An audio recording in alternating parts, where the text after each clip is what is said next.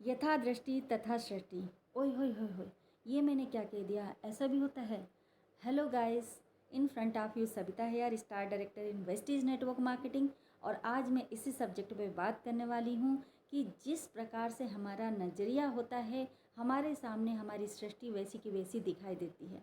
आपने देखा होगा कि जब हम खुश होते हैं तो चारों तरफ एक माहौल खुशी भरा दिखाई देता है, और जब हम नाराज़ होते हैं, जब हमारे साथ कुछ दुख वाला वातावरण जुड़ता है तो चारों तरफ दुखमय वातावरण दिखाई देता है।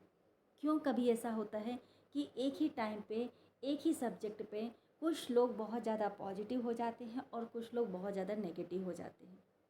चलिए बात करते हैं यहाँ पर एक मनोविज्ञान के रिसर्च क्लास की, जहाँ एक होते हैं प्रोफेसर और 3 होते हैं दोस्त।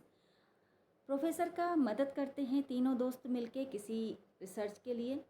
अब यहाँ प्रोफेसर बड़े विकट इंसान होते हैं, गुस्से में बड़े तेज, मशहूर रहते हैं गुस्से के कारण। वो एक दिन क्लास के अंदर आते हैं, तीनों दोस्तों पे उनकी ज्वालामुखी फट जाती है, काफ़ी नाराज़ होते हैं, बहुत ज़्यादा चिल्ला चोट होती है। उनमें से एक दोस्त बाहर निकल जाता है, दोबारा से लौट के नहीं आता है, क्योंकि उसको ऐसा लगता है कि वो इस काम के लिए बना ही नहीं है, वो सक्षम ही नहीं है। वो दोबारा से वो अपने प्रोफेसर को अपना फेस नहीं दिखा सकता, क्योंकि वो उस काम को कर नहीं पा रहा अच्छे से। अपना प्रोफेशन चेंज कर देता है, दूसरा लीक पकड़ लेता है, जबकि उसका मुख्य उद्देश्य मनोवैज्ञानिक बनना ही होता है। दूसरा दोस्त, जिसको कोई फ़र्क नहीं पड़ता, उसको लगता है कि प्रोफेसर तो वैसे ही गुस्से में तेज़ हैं, किसी कारणवश मूड ख़राब होने के कारण उनका गुस्सा हो रहा होगा, थोड़ी देर बाद वो शांत हो जाएंगे। सो उसको कोई फ़र्क नहीं पड़ता, वो अपना काम जैसा था वैसे ही करना शुरू कर देता है। जो तीसरा दोस्त होता है वो भी बाहर निकल जाता है, लेकिन उसके दिमाग में एक बात आती है कि यदि प्रोफेसर ने कुछ बोला है तो एक बार उसको समझा जाए कि आखिर उसने हमें डांटा क्यों, वो हम पे चिल्लाया क्यों, आखिर क्या काम हमारे से ख़राब हुआ। सोचता है, बड़ी गहराई के साथ जब विचार करता है तो उसको लगता है प्रोफेसर ने तो बहुत सारी बातों के लिए बिल्कुल सही साबित होते हैं उस टाइम पे, और उसको बहुत सारी गहराई वाली बातें समझ में आती हैं। दोबारा से वो प्रयोगशाला में जाता है और वो सारी बातों के लिए फिर से नए तरीके से वो उसमें जुट जाता है, नई तरीका ईजाद कर लेता है, जिससे उसका काम बहुत अच्छा होता है और आगे चल के ये दोस्त बड़ा मनोवैज्ञानिक बन जाता है। तो आपने देखा कि एक ही टाइम पे, एक ही वजह से, एक ही कारणवश 3 दोस्तों के ऊपर क्या प्रभाव पड़ा। एक ने अपना प्रोफेशन चेंज किया, एक को कोई फ़र्क नहीं पड़ा, और एक ने उस चीज़ को गहराई के साथ सोचा तो वो बड़ा मनोवैज्ञानिक बना। तो यहाँ सब कुछ हमारे सोच पे डिपेंड होता है।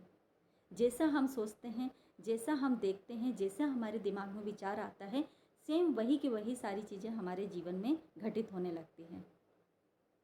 यहाँ सब कुछ हमें खुद के अंदर से महसूस करना होता है।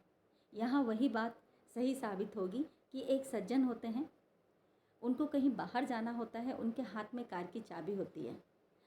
सडनली घर से निकलते टाइम लाइट चली जाती है, अंधेरा छा जाता है और कार की चाबी गिर जाती है।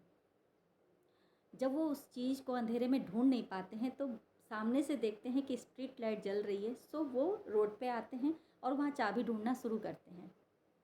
एक दोस्त उनके सामने से निकल के आता है और बोलता है, ये क्या कर रहे हैं आप। वो बोलते हैं, मैं चाबी ढूंढ रहा हूँ। वो दोस्त भी उनका हेल्प करता है और चाबी ढूंढने लगता है, लेकिन जब चाबी मिलती नहीं है तो वो पूछता है कि आपकी चाबी खोई कहाँ थी। अब सज्जन बोलते हैं, घर के अंदर। चाबी खोई कहाँ है? घर के अंदर। और ढूंढ कहाँ रहे हैं? घर के बाहर।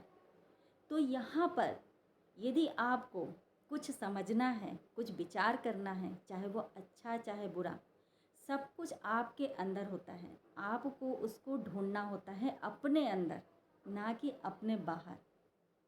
चीज़ों को आप अपने अंदर ढूंढिए तो सारी चीज़ें आप खुद सॉल्व करेंगे। So take care, wish you well.